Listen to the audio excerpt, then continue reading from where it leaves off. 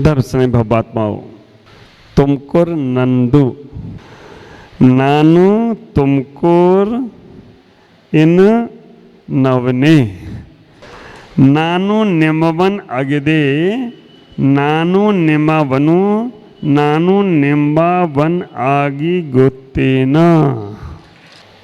तुमकुर में आकर ऐसा महसूस हो रहा है खुशियों की बहार है, खुशियों की आई बहार है। तुमकुर में आज हर दिल हर्षाया है। जिस पावन पल का था इंतजार वो मंगल दिन आज आया है। पुष्प वर्षा और अंतर मन से तुमने किया है स्वागत। पुष्प वर्षा और अंतर मन से तुमने किया है स्वागत। मेरे हैं लाखों आशीष, तुम्हारी हो जग में सजावट, तुम्हारी हो जग में सजावट, तुम्हारी हो जग में सजावट। तुमकुरवासी जिस क्षण का इंतजार कर रहे थे, जैसे सबरी इंतजार कर रही थी कि कब राम आएंगे, सबरी इंतजार कर रही थी कि कब राम आएंगे, चंदन वाला इंतजार कर रही थी कि कब महावीर आएंगे, राजा श्रेयांश याद कर रहे थे कि कब आदिनाथ आएंगे, और तुमकुर वाले याद कर रहे थे कि कब प्रमुख सागर आएंगे, कब प्रमुख सागर आएंगे। आप विचार करके रखना, नाने कन्नड़ा इष्ट हेड़ी कष्ट ಸ್ವಲ್ಪ ಸ್ವಲ್ಪ ಬರ್ತದೆ, ಜಾಸ್ತಿ ಇಲ್ಲ। नालको महीना 4 महीने में तुम लोग हमको कन्नड़ सिखा देना। तुमकुर के लिए चंद्रप्रभु भगवान वास्तव में जिनको 2007 में खड़ा किया, 8 में पंचकल्याण किया, और 8 के बाद उनका मस्त का अभिषेक नहीं हो सका। उन्होंने कहा बेटा तुमने खड़ा किया है, तुम जब तक नहीं आओगे तब तक मेरा अभिषेक होगा नहीं, और उन्होंने मुझे बुला लिया हो तो कोई आश्चर्य की बात नहीं। आप विचार करना, तुमकुर की ये धरा, स्वामी जी भी बोले कि तुमकुर महाराज आपका ही है।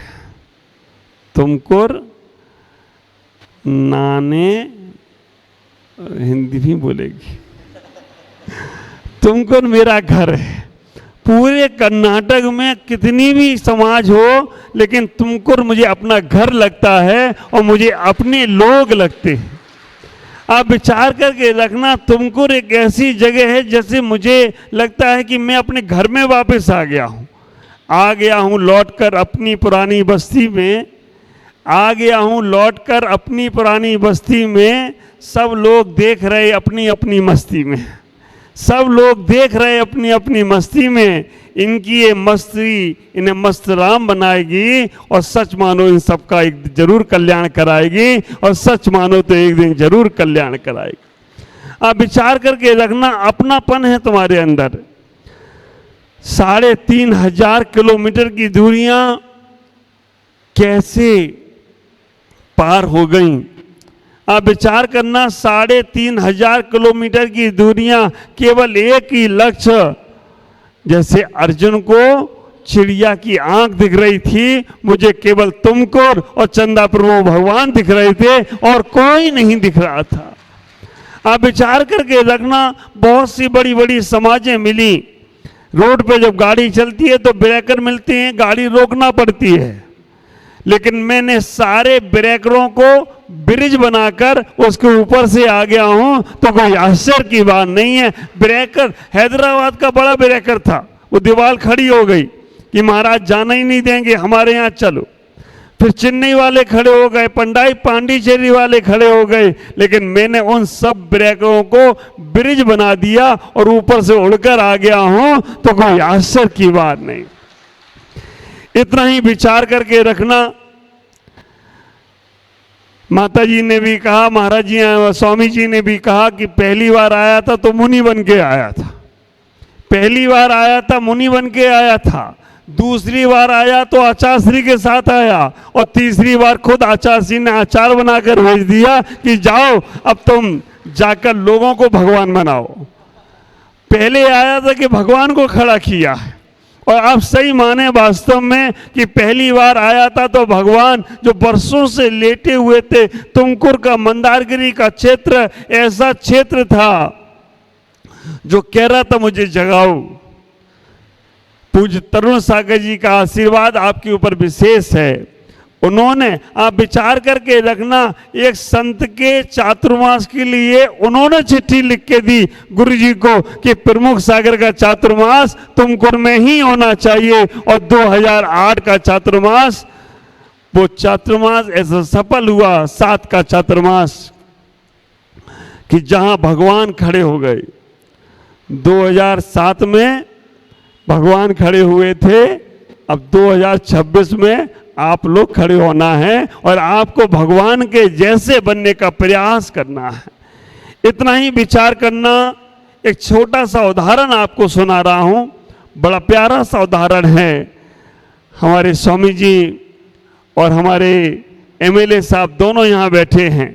देखो, कर्नाटक की मैं 2 आंखें मानता हूँ। एक हमारे भट्टारक स्वामी जो हैं वो एक आंख है, और दूसरे हेगड़े जी हमारे ये आंख हैं। ये 2 आंख अगर कर्नाटक में हैं तो कर्नाटक बहुत बहुत ऊंचाइयों को पाता है, क्योंकि इन दोनों के साथ शासन और प्रशासन दोनों जुड़ा हुआ है। हम साधु तो आते हैं और थोड़े समय आकर आपसे आपके मन की बात करते हैं और आपको जगाने का प्रयास करते हैं, चलना सिखाने का प्रयास करते हैं। एक छोटा सा उदाहरण मैं आपको दे रहा हूं। समुद्र के किनारे एक चिड़िया अपने बच्चों के साथ घूमने के लिए गई। समुद्र के किनारे एक चिड़िया अपने बच्चों के साथ घूमने के लिए गई। जब वो घूम रही थी, उस वक्त समुद्र की इतनी बड़ी लहर आई कि उसने चिड़िया के बच्चों को अपने अंदर समेट लिया। गुत्थो समझ में आ रहा है? समुद्र ने चिड़िया के बच्चों को अपने अंदर समेट लिया। चिड़िया बहुत नाराज हुई। चिड़िया ने बार बार समुद्र से कहा कि मेरे बच्चों को वापस कर दो, मेरे बच्चों को वापस कर दो, नहीं तो मैं तुम्हें सुखा दूंगी, तुम्हारी पानी को यहां से कहीं और दूर ले जाऊंगी, मैं अपने बच्चों को तुम्हारे बीच से निकाल लाऊंगी। चिड़िया ने चोंच से पानी भरना शुरू किया और पानी भर भर कर दूर छोड़ने लगी। समुद्र से फिर भी कहा कि समुद्र मान जाओ, मेरे बच्चों को वापस कर दो, नहीं तो मैं तुम्हें सुखा दूंगी। चिड़िया का वो प्रयास था, बार बार समुद्र में चोंच भरती थी और वो पानी को दूर जाकर फेंक आती थी।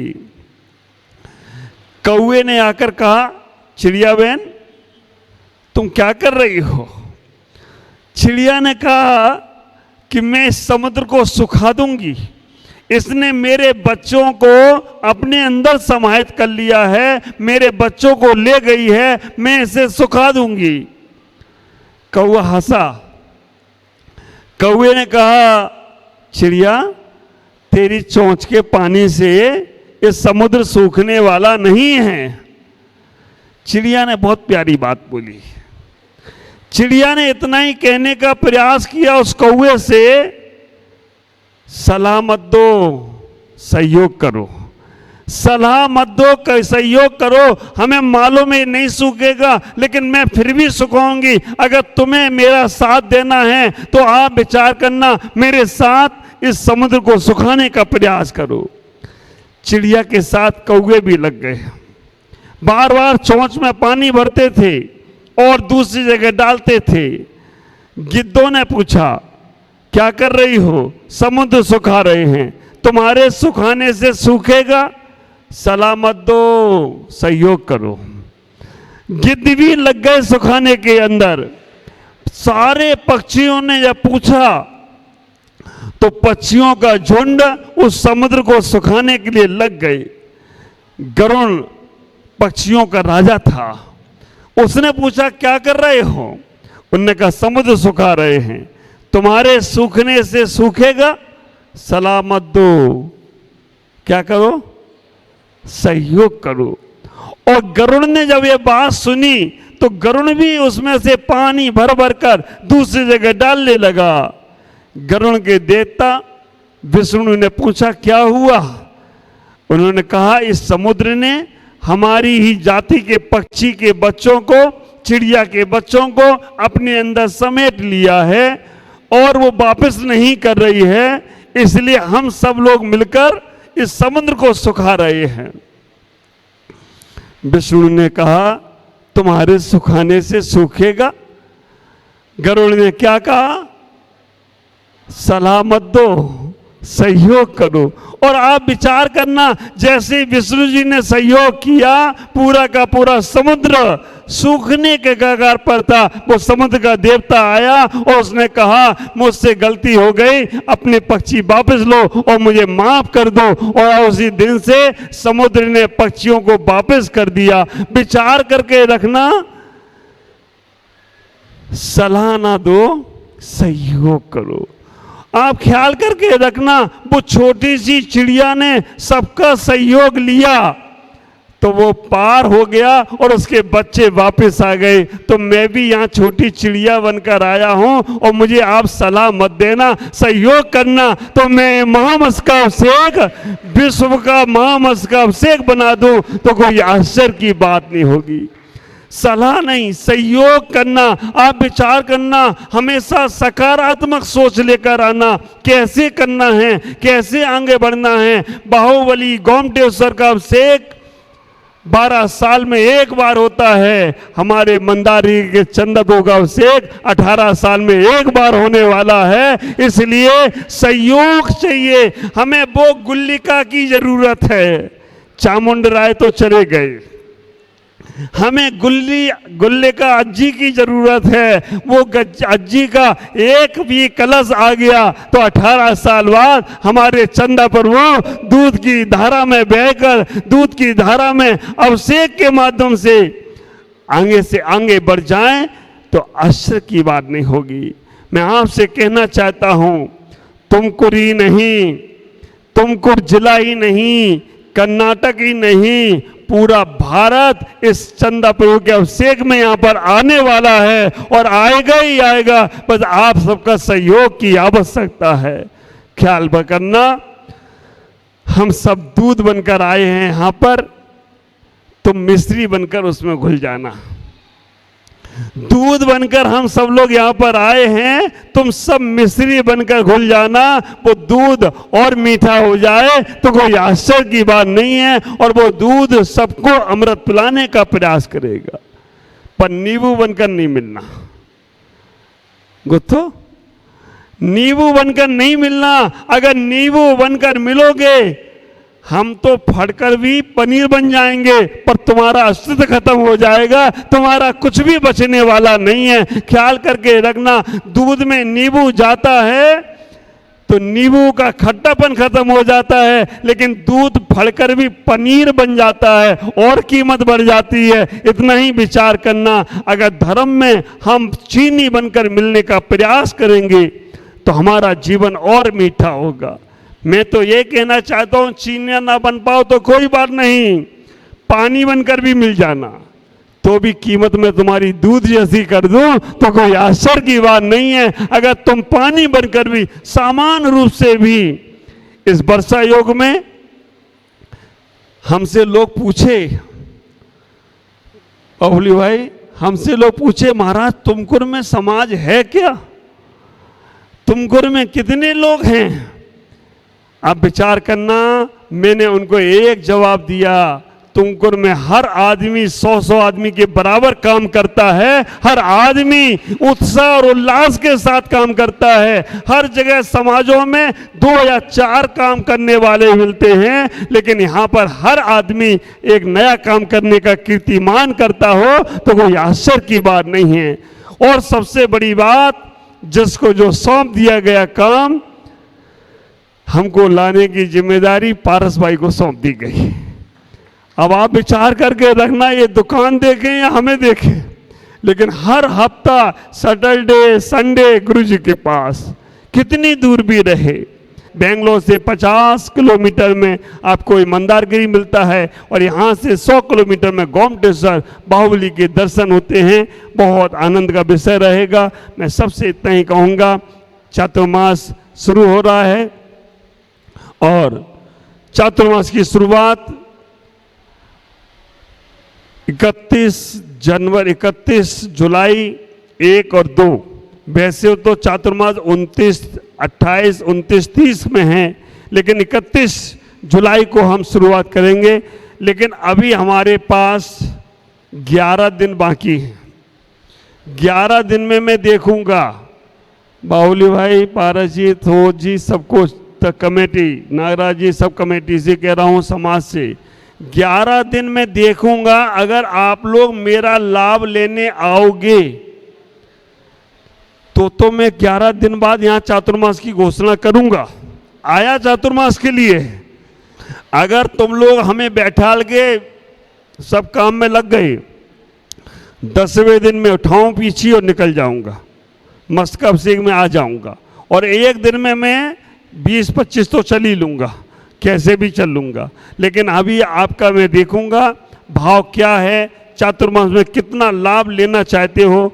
एक ख्याल करके रखना, साधु आएं, चातुर्मास करें और चले जाएं, हम लाभ नहीं ले पाए तो साधु पे कर्जा चढ़ता है। प्रत्येक दिन आपकी उपस्थिति होना चाहिए। और जो था स्वामी जी ने बोला है, पैसा खर्च करना बहुत जानते हो, लेकिन पुण्य कमाना और शिक्षा लेना भी सीखो, जिससे तुम्हारा कल्याण हो। दक्षिण के हमारे सारे साधु संत, बड़े बड़े साधु दक्षिण में हुए हैं। एक साधु तुम कुर्सी में दे देना तो हम भी कहेंगे दक्षिण के साधु हमारे पास भी हैं। इतना ही विचार करना, जितना तुम लाभ लोगे उतना मुझे खुशी होगी, नहीं तो आप कहोगे अन्ना सावर खाओ महाराज और आराम से रहो, तो ऐसे काम नहीं चलेगा। आप आने का प्रयास करें। सबको बहुत बहुत मंगल में आशीष, आपका जीवन मंगल में हो। ओम नमः जय गुरुदेव।